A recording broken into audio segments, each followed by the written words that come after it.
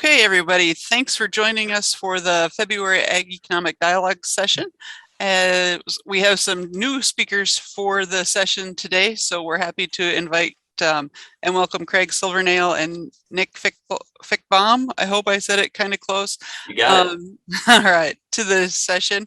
They're going to hit a little bit of the entrepreneurship side of the coin of some of our ag marketing and information today. So with that, I will stop sharing my screen and turn it over to Craig. He can introduce himself and we will start with the program. Great. And I will, Heather, I will share my screen here. Sort of get started. So good morning. Happy to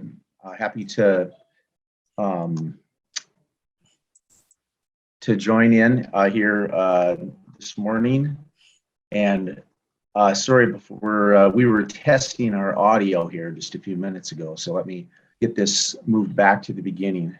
It's never easy, is it? So I'm Craig Silvernagel. I am a faculty member in the Nest School of Management and Economics, and I lost my share screen. All right, we'll come back to that.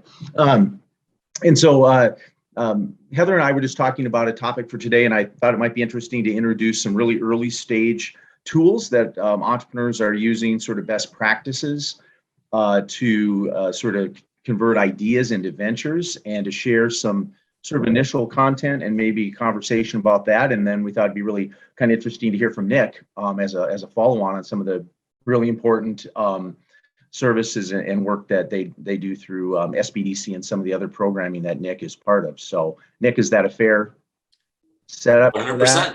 Yep. Okay, so let me, shall we try this? Shall we try this again?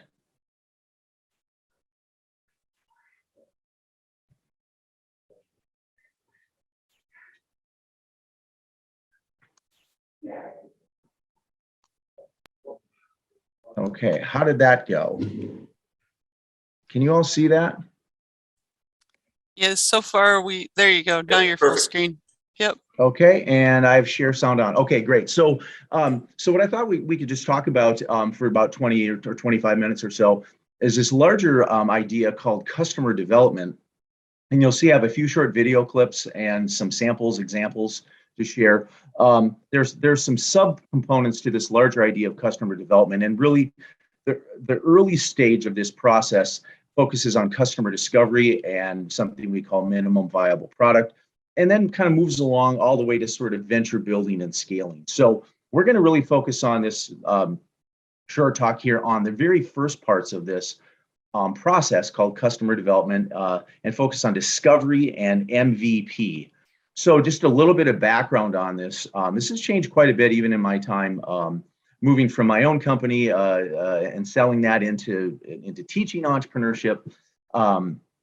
This idea of a switch in the early stages of development from pitching to testing an MVP. So sort of a previous model was you had an idea and you put a really good pitch together and you tried to see what people thought. Hey, I have this great idea. What do you think? And what we discovered is that asking those types of questions and pursuing early stage development like that has really low validity. And we'll explore that a little bit. So there's been a major switch to this idea of testing an MVP, the idea that you have to get out of the building and talk to prospective customers, accept the fact that you're probably wrong, and probably be equipped with some approaches to questioning and talking with prospective customers that don't lead to answers that have low validity or feedback that has low validity. So what we're really trying to understand, again, in the really early stages is, do you really have an idea or a product that has product market fit? Does anyone care? Are they willing to purchase it? And more importantly, how do you know? And one of the errors we know in approaching this difficult problem is to show and say, what do you think? Would you buy this? And asking future questions about behavior is really problematic in this context. So will you buy? How much would you pay? At best has low validity, and more problematic is it can sort of mislead us, and we'll watch a few video clips about this. So I'm going to share today sort of an alternate approach that's really productive and has really sort of found its way into the way that we teach and in practice pursue the development of early stage ideas. And those tools are the business model canvas and customer discovery. So if you haven't seen this before, this is just a quick image of the business model canvas. And in practice, lots of times this gets blown up, to like, 8 feet across or 6 feet across by 4 feet high, and there's sticky notes all over it. And you're sort of gathering as an entrepreneur or early stage product development person, you're putting your best guesses in many cases in these different categories. So just a quick image of what the business model canvas is, and you're going to see a few video clips that will explain it a little bit more and sort of show how to use this. So before I jump into that, I just want to introduce really quickly Steve Blank. A lot of what I'm sharing today is based on Steve Blank's work. He's had the chance to meet Steve and is just a terrific, not only entrepreneur in his own right, but educator, and is really the creator of this customer development method and sort of the cornerstone of the lean startup movement, which you may have heard of, that's been quite popularized by Eric Ries. He's also a very popular speaker and author. So just in terms of setup for a couple of the short video links that I'm going to share with you, Steve is a tech entrepreneur, and so when he's talking about some of the ideas, he's maybe in a reference engineering or hiring and firing executives, and that's just sort of part of the context in which he operates. But I really want you to, I'm hoping that you'll can focus on sort of the concepts and the ideas that he's mapping out in terms of customer discovery and MVP. So the voice that you're going to hear on the video links that I'll share is Steve. And then we'll actually see a video of Steve talking with someone that he's mentoring about an MVP project. So any quick questions or clarifications, or can I jump right into videos? Okay, seeing none, I will, let's get started.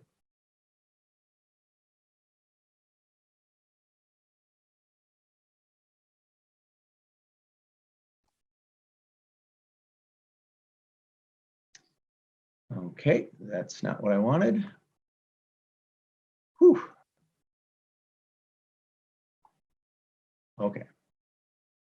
Okay, so this video is quite short, and Steve is just starting to talk about the business model canvas here. We put all these together, and we have a great series of hypotheses. What's interesting is the word hypotheses, I call that a $50 word. That really sounds pretty important, and I use it when I teach this class in universities. But you know what? The word hypotheses is really a fancy word for guesses. And if you really think about it, when you fill out the business model canvas, all you have is a series of guesses. That's it. That's all we have is a series of guesses. What's great about the business model canvas is it allowed us to organize our thinking, not around functional organizations or like what's sales doing or what's marketing doing or what's our spreadsheet say, but it's around a series of thoughtful first guesses about who do we think our customers are and what products are we making for them and how much are we going to charge. And that's great. And you could sit around all day or all week in your conference room figuring out what those are. But the odds are you're probably wrong. But it's a great first starting point. But the question is, how do we change those guesses into facts? So this is a really difficult problem, and I work with students on this this challenge all the time. We have ideas, and how do you sort through this really interesting question? Do we have customers? Are we offering something that they're interested in? And we haven't really started yet, so how can we figure that out without actually starting? And so, and investing maybe lots of resources that that we're pretty uncertain about the outcome. So let's explore sort of taking the business model canvas and using our sort of first set of best guesses and estimations to do something really tangible and action-oriented that helps us convert those initial assumptions or best guesses into facts.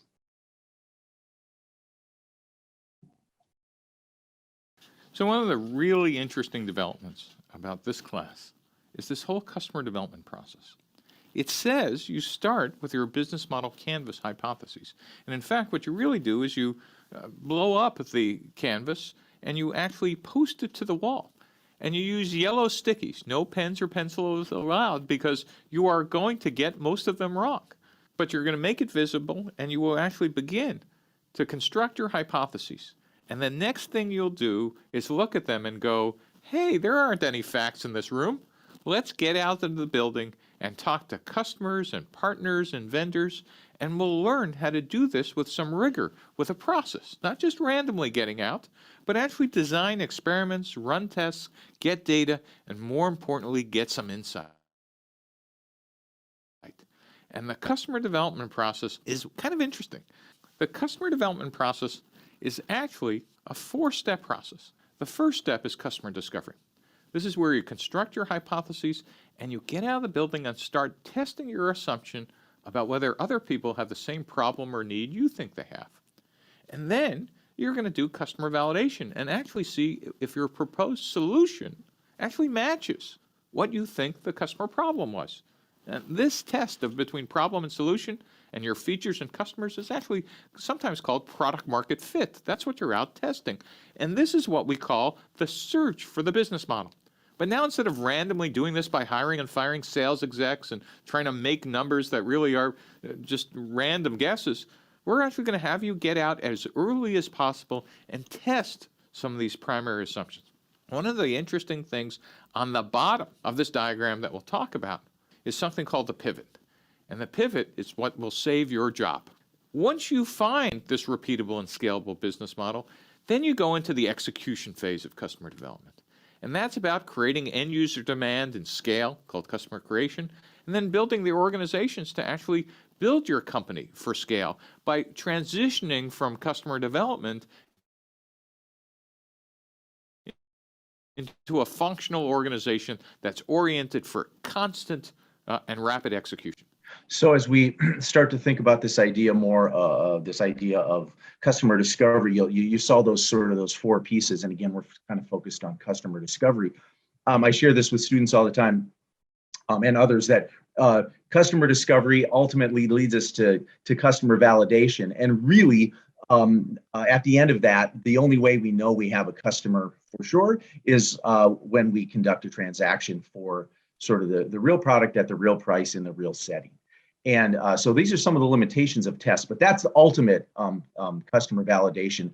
But we can take some shortcuts as we're learning and trying to develop products to give us a better sense for how we get to transactions. And that's the MVP, which we're sort of moving toward here.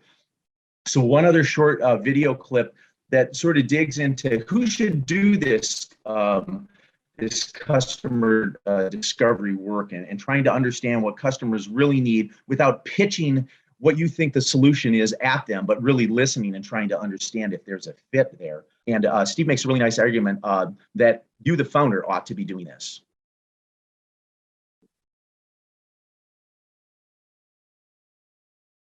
Now, one of the interesting things about customer development that's makes startups very different from large companies is that customer development is done by the founders. Well, why the founders? It turns out that there's a couple of interesting things, and this is about human nature. There's no technology involved. In a traditional startup in the old days, you would hire a VP of sales who would go out because you were smart, this was your idea, and you'd say, go try to sell this, go talk to customers. I'll just hire somebody to do this. But remember, an employee doesn't have the vision. They're just executing what you told them. And guess what happens if they go out and talk to people who say, this is the worst idea we ever heard, or no, we won't buy it. What happens is they'll come back and tell you, and the first time they do this, you'll say, well, you're just not describing it right. And you send them back out for another couple of days or weeks or months, and they'll come back again. And if you're like any passionate founder, you'll go, I hired the wrong executive, you're fired.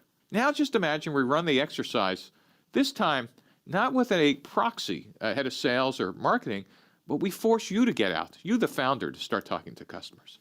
And if you got that same exact feedback, it might take you 3 customers or 5 or 30, but eventually smoke will start coming out of your ears because cognitive dissonance is now coming into effect, is that you might realize that your story or vision isn't right. But unlike a proxy, a VP of sales or marketing, you have the power to change the company's strategy. You have the power to change the entire value proposition to say, well, what if we had these features? And customers might say, nah, still not. But then if you said, well, what if we had this? They might say, oh, if you could do that, you could have my check right now. Now, if you're a smart founder, you'd say, let me get right back to you. Because what you'll do is you'll go test that new feature with 5 or 10 other customers. And all of a sudden, you realize that you had the wrong feature set. And just by adding the small little change, you could now actually get a whole series of paying customers. Only founders could do that. And what we did in the past is we would wait to first customer ship, we'd wait till sales didn't match the revenue plan, and we'd actually make these changes by firing executives instead of actually having the founders engaged in day one. So it's the founder who could change the product, make pivots, and hear customer feedback firsthand. And that's the idea of getting the founder outside the building. So as you think about trying to understand if we have product market fit, and again, in the early stage development of products and companies, we find ourselves at some point feeling really comfortable with our canvas and our set of hypotheses, and we want to test it in a really much more meaningful way with potential clients and buyers. And so we often use a tool called MVP, minimum viable product. And one of the things I want to encourage you to take away from this short clip in the interaction, Steve, with one of the teams he's mentoring, is that we often misdiagnose what MVP is. Oftentimes we may think about minimum viable product as sort of a scaled down or defeatured version of the real product. That's not really what it is. It's really a quick, inexpensive way to test whether we have product market fit. And this example here is actually a sort of a precision ag, value added ag concept. And so let's take a listen.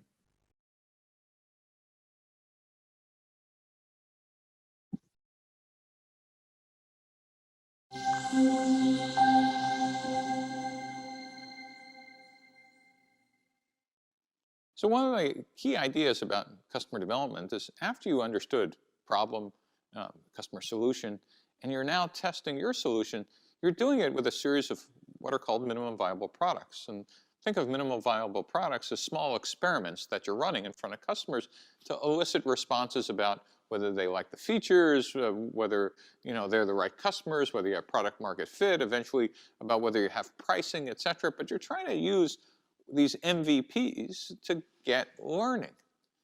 And if you're an engineer, the concept of MVPs sometimes seems so simple to you, you get it wrong. Because an MVP is not a smaller version or a defeatured version of the big product. The key insight is that minimum viable product, or MVP, is a shortcut to learning. Let's see a great example of what happens when we get the MVP wrong. Hi, Steve. Thanks for taking this meeting. Oh, great to meet with you, Dan. So I'm working on a startup I'd like to tell you about. Sure. We're providing farmers with high precision imagery of their farmland so they can increase the yields on their farms. We're doing this by flying a drone with a hyperspectral camera over their farmland and giving them instantaneous feedback of what's really happening on the ground. Well, that's exciting. How do you know farmers even care whether you do this? So we've actually talked to hundreds of farmers and gotten. You did what? We've talked to farmers. Wow. We really understand what they need and they're really excited about this product. So we think the next step is to build our first MVP and actually try it. Great. What's the MVP? We want to build one of the actual drones, put a hyperspectral camera on it, and run it for one farm. I see. And how much is this going to cost? So we need about $120,000 in seed. So Dan, it seems to me that you did everything right until an MVP. Didn't you just tell me that the thing the farmers care about are the data? Yeah, that's true. Did they care about whether it came from a drone or an airplane, or are you putting the camera on a stick running across their fields? No, they don't. So if the data isn't what they need, do you have a business? No. So don't you think the first thing you want to be testing is whether the data, regardless of how you put it together, is actually something that farmers would grab out of your hands, grab you by the collar and say, you're not leaving until I sign up for the service? Yes, you're right. Yeah. So my belief is the mistake you're making is the mistake all great engineers make, is thinking that the MVP is a smaller and quicker version of the final product. I'll contend in this case you want to shortcut the traditional MVP process and actually figure out if you're testing what the core of your business model is. Product market fit is not about the drone. Product market fit is about a class of farmers with high value crops with data that you think that's actionable for them. I'm guessing on fertilizer and diseases, etc. I'd be trying to figure out how to do that quickly. Can you imagine how you could do that? We could rent a plane and fly over their land with a camera. Right? You could do that in a day, couldn't you? Yeah, for a lot less than $120,000. You might want to consider that. Thanks.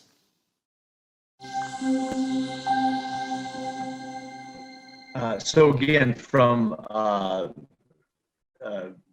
just extracting a couple of key takeaways there, scaling down the cost, right, from 120,000 to something you could do very quickly in a day or so, and reminding us that MVP is not a sort of scaled down version of the real product, but it's really a shortcut to learning.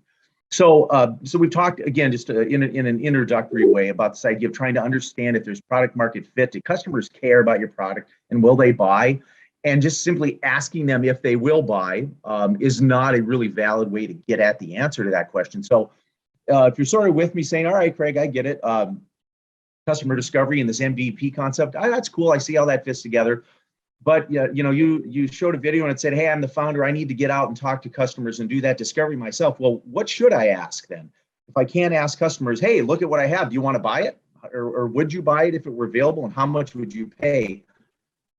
Then what should I be asking? So we're just going to watch a couple of minutes of this clip, the first couple of minutes, to address the what should we ask?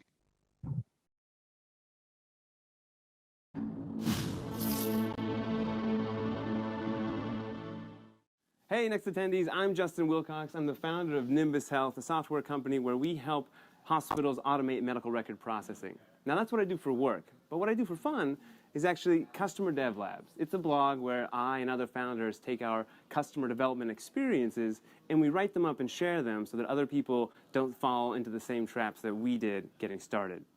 So, if you like what we talk about today, definitely go check out the blog. Speaking of which, what we're talking about today is 4 customer discovery hacks. These are the 4 things that I found hardest to get started with customer development. All right, now that we've got our interview set up, we need to figure out what are we going to ask our customers. And this is something that I really struggled with when I started customer development. So that's why we have hack number 3, what to ask. So a couple ground rules for interviewing. Number 1, no pitching. This is about listening. If you find yourself ever proposing a part of your solution just to get some feedback on it, stop. You're pitching, and we don't want to do that. The reason being, as soon as you start pitching, your mind changes gears. It goes from learning and absorbing information into trying to pitch something and sell a product. And this time is all about learning. So this is all about listening to your customer, all about listening to their problems. You'll have plenty of time to pitch later. Okay, rule number 2, past and present questions are fantastic. That's what we're going to ask. Questions about the future, like would you ever or will you ever, hypothetical questions, those are no good. We want to ask questions like have you ever, or tell me about the last time, things that have happened in the past and are in the present. Now the reason is, if we ask about future questions, we're getting our customers' predictions, and those are basically useless.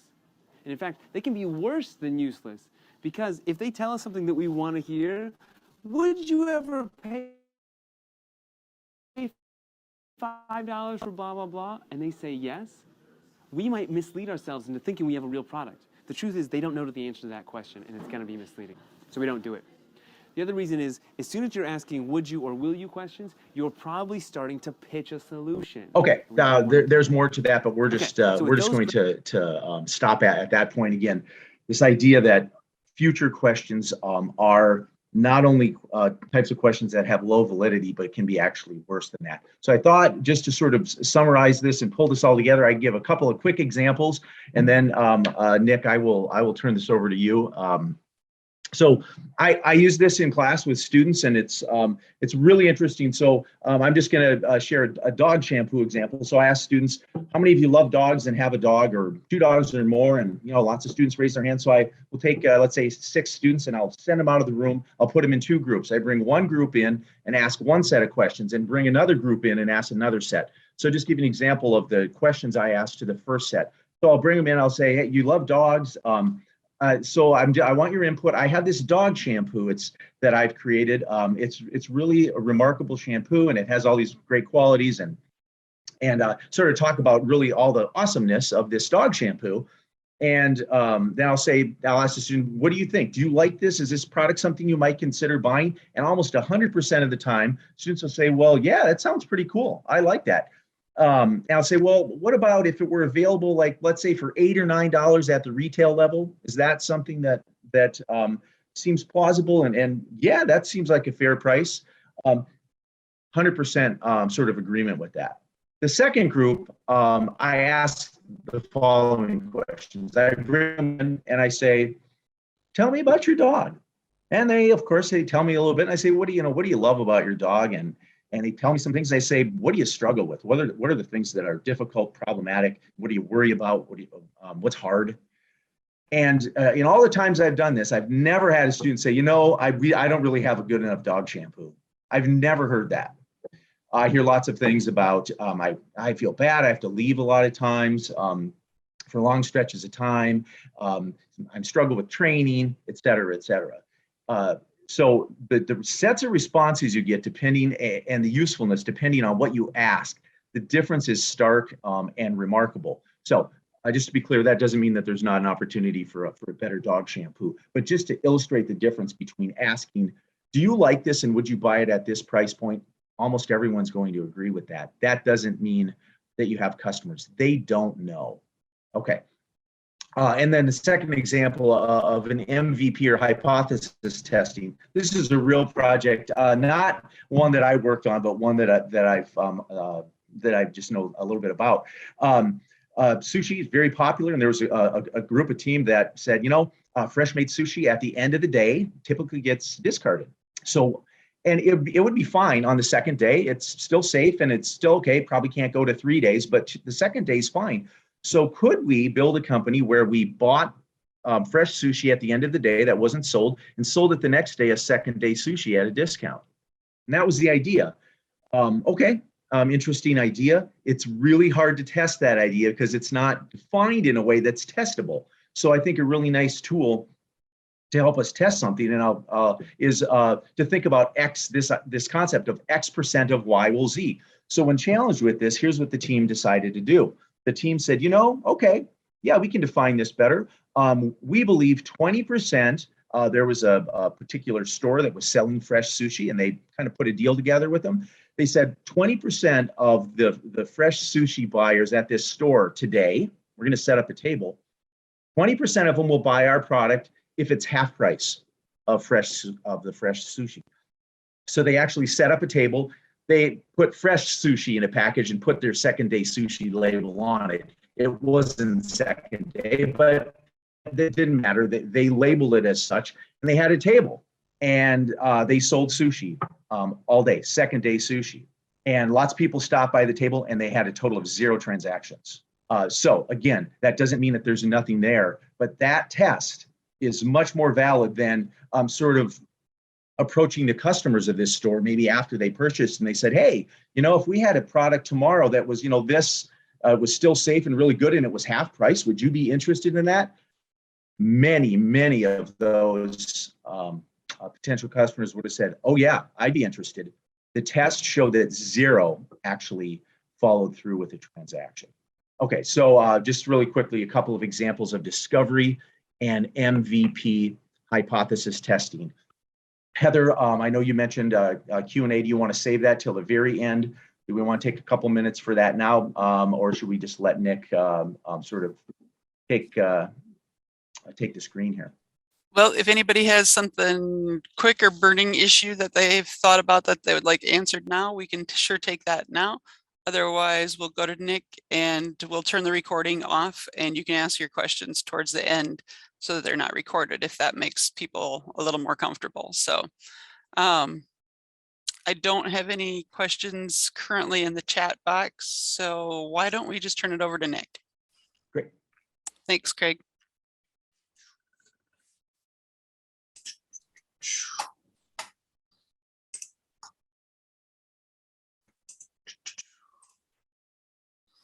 Wonderful. Thank you, Craig, for that. So kind of piggybacking off of what Craig talked about, I'm going to share some things that I see frequently that can help in kind of the next steps for your business. So my name is Nick Fickbohm. I work at the Enterprise Institute. I'm located out of Brookings. We also have an office in Sioux Falls, but we do work statewide.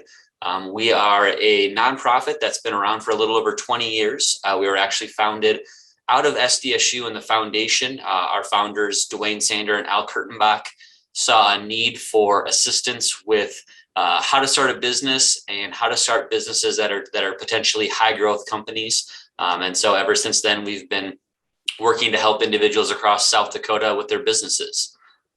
One of the things that's pretty unique about my position and something that's pertains to today is that I also work as the South Dakota Small Business Development Center counselor for Brookings County.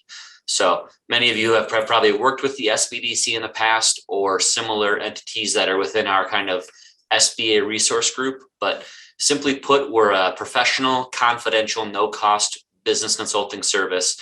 So here in Brookings County or anywhere in South Dakota, we work with anyone who is looking to start, grow, buy, or sell a business. That's everything from the coffee shop on Main Street to an implement dealership to somebody who's expanding a construction company.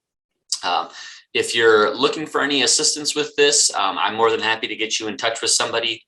Here is kind of just a quick breakdown of our map.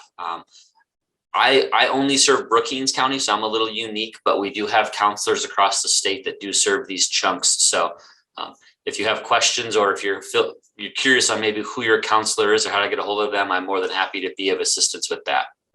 So Craig provided that great information on kind of having that customer discovery experience, kind of hashing out what you're doing, if it makes sense, if there's actually a business there. So some next steps that can be helpful once you've reached that point are things that we work with clients all the time, and something that can be helpful is understanding your competitive analysis landscape. Do you have any competition, and is that good or bad? Defining that perfect customer. So Craig talked a lot about kind of figuring out what are your customers' actual needs or wants, what are their frustrations. So we try to take that a step further, and then understanding some primary and some secondary market research. So first and foremost, competitive analysis. Of course, this is one thing that we always think about when someone's looking to start a business. Oftentimes when I meet with somebody for the first time, it's one of the first things out of their mouths is, how do I protect this from my competition? Or I want to make sure nobody finds out about my idea, and sometimes you have to kind of remind them that the idea is just an idea until they understand what the actual business is and actually what the landscape is. It's not going to be all that valuable. So some things that we usually talk about or some things to think about in this scenario is, do you have competition, in the first place? And is that good or bad? Sometimes that can be, hey, I don't have competition. Well, is that because this type of industry or business is really hard to get started in? Is there a very high bar for getting started as far as startup expenses? When I talk to college and high school classes, that's an example I use a lot, is just reminding them, in 2022, it can be really easy to start, a lemonade stand or a service-based business because the barriers are so low. But at the same time, if I want to start a manufacturing plant, I have to be able to have a down payment for a loan, or I have to be able to understand the landscape of what it takes to get started and signing on government regulations and being able to actually structurally run the business. So having that understanding is important. The second part of that is understanding specifically what your advantages are. Is that a physical location where you're selling your product or service? Do you potentially sell it online and your competition here in the state or in the region sells actually in a brick and mortar store? Do you have a specific sales strategy that makes a big difference? Do you have a monthly subscription service versus selling just a specific product? Do you have add-on services? Do you have a product that you also service to make additional income? Or do you have something specific within a technology? The example here I always like to use is we used to use phone books all the time. I'm old enough to think of using the yellow pages to order pizza all the time. Well, now we have a technology with Google or with just asking the internet where at some point Google and a phone book was competition, but because of the technology of one of those two options, the other one became somewhat obsolete. The other part of that to think about is not just the specific competition that you see on a daily basis or that you're aware of, but it also could be competition from outside industries. So if you have a specific supplier maybe that you use or complementary industries that are involved, how do they impact your ability to do business? And maybe are they a threat to you in the future? Another option is looking at big business. I have it listed there as Fortune 500, but I might have a great business idea and there might be demand for it, but what is the protection from a very large business coming in and just basically taking over that market? What do I have to be aware of and how I interact? And then lastly, is this a business or an industry that interacts with government contracting? And do I have to be aware of the fact that I might be competing with not just private industry, but also with public industry as well? Part of a competitive analysis, something that we do sometimes with clients and something that can be helpful is doing what's called the SWOT analysis. So getting that understanding of what are the specific strengths that our business has. So, kind of back to that last slide, do we have any specific advantages that make us unique or different from our competition? Also being aware of those weaknesses, back to some of Craig's points, right, is that it's not always about saying this is amazing, we're going to be perfect. It's about also taking some time to think about what are our weaknesses, or maybe where do we need to improve. And then also understanding those opportunities and threats. One of the big ones with threats that I talk to clients about is, what does it take to get this business started? Are there specific regulatory hurdles? Are there, lots of red tape to cut through to actually get this business started? And for those reasons, is it worth going this route, or is there a need for a pivot somewhere in there that will make it easier to get started? Another thing to think about, and Craig touched on this, as well with kind of understanding who your customer is and having that discovery process, is kind of narrowing down to figure out who your perfect customer is. One of the things when we're working with somebody as they get started is to have that understanding of how big your target market is. When I talk to classes, often one of the examples I'll use, just as kind of a silly one, is I'll say, hey, if I want to sell surfboards on Main Street in Brookings, South Dakota, my target market is really small, right? No one's really going surfing on Lake Campbell anytime soon. So how do I actually sell this product? But once you actually have that target market, it's also then important to figure out maybe some of the inner workings of each customer that you have. So back to Craig's point with kind of thinking about, I think this person's my customer, but what are their specific frustrations or needs that would lead to them wanting to buy or that they really have to have my product or service? Do they have any specific goals, right? Am I selling them something that is, ultimately saving them time or saving them money? And how does that help them reach their goals? And then a big one too in this day and age is, how do they make their purchasing decisions? I think most things that we can purchase these days, you can find an online review of, whether it's buying a brand new TV or a restaurant review, looking at websites about specific industries. There's lots of different ways to be informed about how you make your purchasing decisions. So sometimes it can be important to understand within your specific industry or business category how individuals are making their purchasing decisions. A big part of that too that we talk with clients about is coming down to the type of industry or product or service they have, right? If I'm buying farm equipment and I'm spending hundreds of thousands of dollars, I may be doing more than just doing some online searches. I'm probably talking to competition or other people in the industry. Maybe I'm talking to subject matter experts from the actual company that sell the product, or maybe I'm actually sitting down and talking to salespeople. Whereas if it's something that is maybe a household item, buying a new washer or dryer or a television or a laptop, I might just talk to friends. I might have some friends that recently bought a new TV, or maybe one of my siblings did. Maybe I'm just looking for kind of, referrals from within my own kind of network. So being aware of kind of who your customer is and how they make decisions is very important. And then within that, understanding how your business can interact with that. So if the easiest way to sell my product based on purchasing decisions is by doing online marketing, that's incredibly valuable information to know. Or is this something that's a lot more important to be maybe positioned with actual sales or dealers to actually make sure that information is available to customers can be incredibly important. And then also within that is understanding, where does your customer live and how does that impact their spending? One of the reports that we provide for clients that I'll actually show a little bit later is called the demographic report. And so that can truly break down based on a specific zip code and a specific address, what's the breakdown of male versus female in a community? What is the average median income? What is the breakdown of homeowners versus people who rent?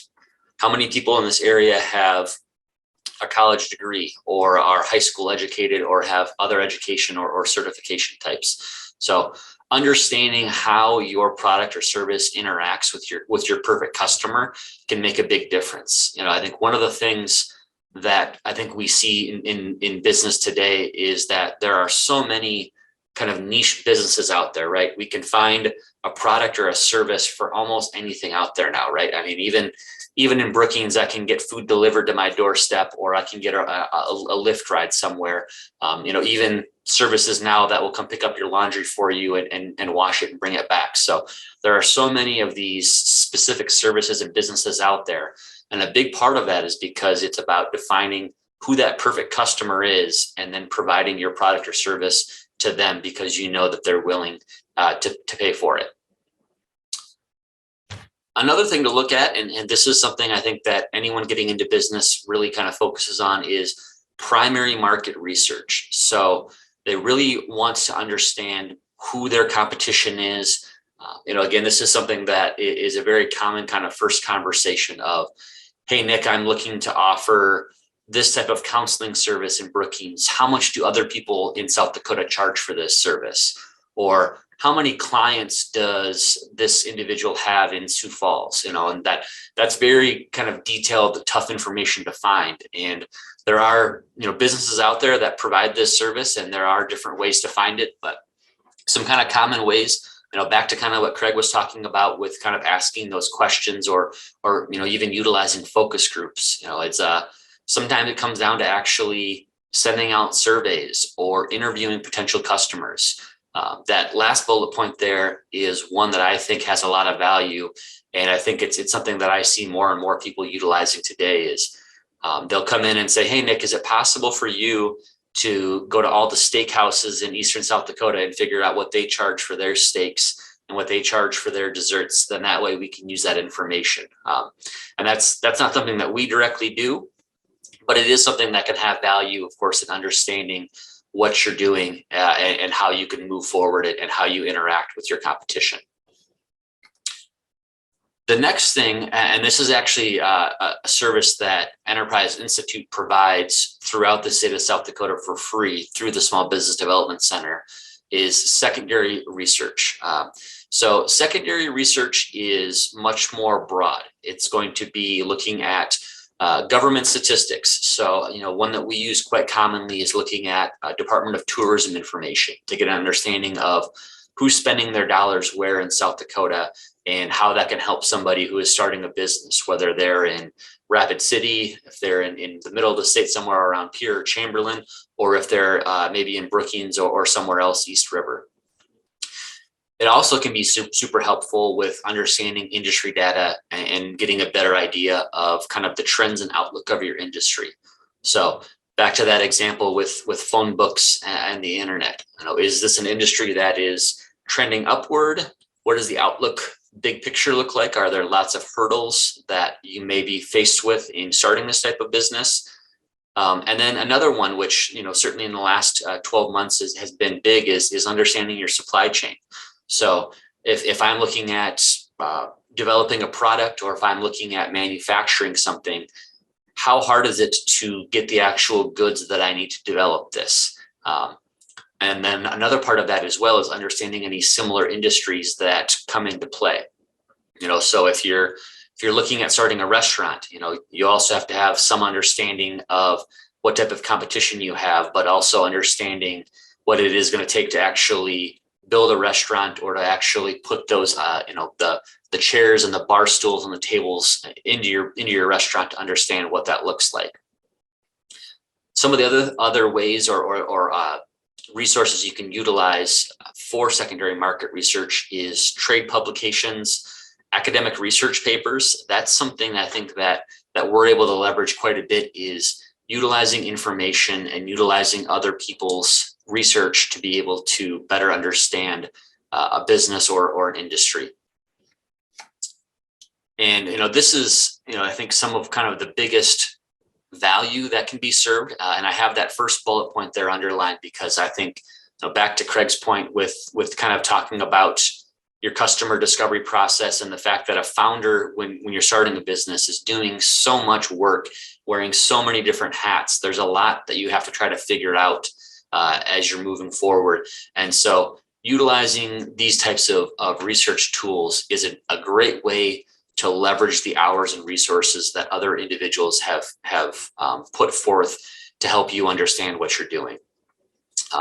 Another part of this that can be very helpful too with doing primary or secondary research is if you're looking at developing your overall business plan, or if you're truly writing a business plan. This type of information is going to be able to help you figure out kind of what your target market is, understanding those external drivers on your business, the different trends that are coming into play. Now, one of the big things that the Small Business Development Center does across the state is we help lots of clients who are getting ready to go to a lender or are looking at kind of their startup financing needs. So having this type of information allows them to be much more informed, but also it allows them to put together a much better business plan, physically writing one out to understand the type of business that they have, how they're going to grow that business, what their target market looks like, and then how they're going to be able to succeed and move forward from there. So just kind of an example. So like I said, we provide these secondary research reports across the state for anyone that's an SBDC client. A couple of the research reports or research tools that we provide. This one, IBIS World, is one that we use frequently. And for anyone who's possibly looking at trying to do some of their own research or utilizing some of this information, what we use is it's a national service called a NAICS code. It's a North American Industry Service, and you can Google pretty much any industry that comes to mind, and it likely has a NAICS code. Within that NAICS code, you're going to be able to find basically any of the information that's been aggregated for that industry across the United States. So this was one that we did at the end of last year for a client looking at the daycare industry. So that 5-digit number that you'll see in the top left corner there would be the NAICS code assigned for daycares in the United States. But then within that, we can see a lot of great information here that is going to make a big difference for somebody when they're looking to move their business forward, when they're looking to write a business plan and have that understanding of kind of a better, kind of more in-depth look at what they're actually getting themselves into and what the landscape of this business or this industry is currently. Another great kind of piece of the IBIS World reports that we utilize is kind of back to an earlier point about understanding our supply chains and understanding those external drivers and the different suppliers that come into play, right? So if I'm opening a daycare, my first thought might just simply be that I enjoy working with kids. I have a background in this. It's something that I would like to do. But some of these things that we're able to prevent through the secondary market research can make a big difference in understanding kind of what our business landscape is, or other things that we have to be aware of, right? The national unemployment rate, what the labor force is like currently. Is there federal funding for this type of business that can help us get off the ground? Having those other types of information or those other type of resources available can make a big difference as you kind of move forward. One of the things that's always great about working with SBDC clients is that it's something that they're very passionate about. It's something that they're very interested in and they want to do. And it's good to think about a business from a very rosy perspective and that everything's going to go perfectly. But having this type of information can also allow you to take a step back and look at things maybe a little more objectively to understand, what am I truly getting myself into in this scenario? What are some things that are outside of my control that I maybe need to plan for, that either slow down my timeline for getting started, or are just things that I simply need to plan for and that I need to be aware of before I actually open my doors. Another tool that we use, which has a lot of value, is a company called BizMiner. And this is just an example of one of the several reports that they provide. This is actually one of their industry market reports. And so as you can see there, it truly will allow us to look at an industry, and if they have information on that industry, can display the competitive landscape. It can also display average industry statistics for profit and loss statements, for balance sheet statements. So it's really a great tool to be able to look at more detailed information. Depending on the industry, we can actually narrow down all the way to specific towns in South Dakota. Certainly with South Dakota being fairly spread out, it's not always perfect, but it is one of those things where if we're able to look at large industries in the state, we can generally find amazing information for the state as a whole, certain parts of the state, or even in some cases, specific towns or cities within South Dakota. So lots of great information there. I think that can really be eye-opening for somebody, and again, understanding the landscape of what they're getting into and how their competition might impact them going forward.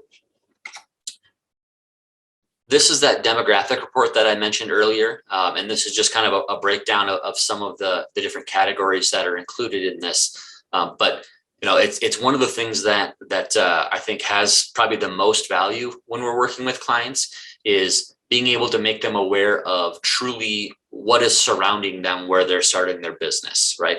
So if I'm opening up a brick and mortar storefront in Brookings, South Dakota, it's great to have the information in front of me about what I'm looking to do. This also can be incredibly helpful if someone's looking at possibly selling across the state of South Dakota. We also see individuals using this type of report when they are looking to maybe expand into other markets in South Dakota. So they say, hey, we're testing the waters on opening up a second location. We're looking for some information on that specific town or that specific city. It's a great way to be able to shed some light on kind of what that market looks like and how it might be different from where they currently operate. So that is just kind of a rundown of some of the services that we do offer or that are out there to kind of help move forward. Like I said, through the Small Business Development Center, we do provide free secondary market research reports. If you are not familiar with who your counselor is in your area, like I said, I'm more than happy to get you in touch with them. But anyone who's an SBDC client across the state, we're more than happy to leverage our resources to be able to provide more research for you in moving forward with your business. Heather, with that, I'll turn it back over to you. Thanks everybody today for joining us. Well, thank you, Nick. I greatly appreciate your presentation and taking time to join us on the dialogue session today.